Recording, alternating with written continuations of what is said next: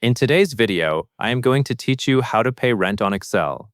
To follow along, you should already have an Excel sheet open, and you should see a small area of cells where you can enter payment information. The goal of this walkthrough is to help you set up a simple rent payment calculation that subtracts one amount from another, using a subtraction formula. First, you are going to type your payment names and dollar numbers into cells A2 through C4. Take a moment to look at the grid and locate cell A2.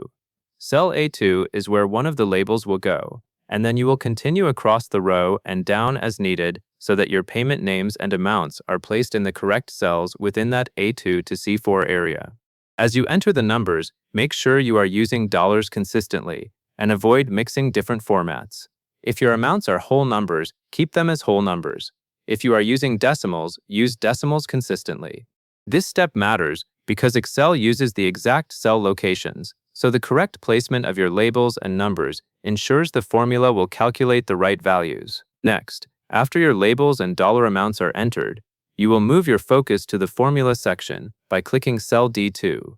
You can tell you are in the right place when the active highlight appears around cell D2. Clicking it sets up the exact cell where your subtraction result will appear.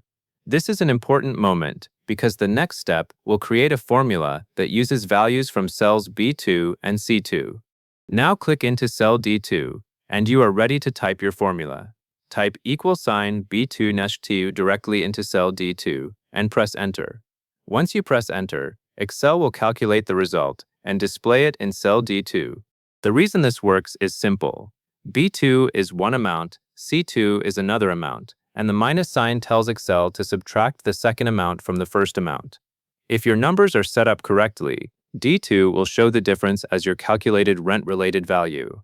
If you notice an error, you can double-check that B2 and C2 contain numeric dollar values, because formulas subtract numbers, not text.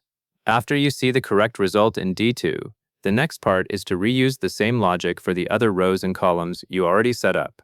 Click cell D2 again, so that you can see the formula cell is selected.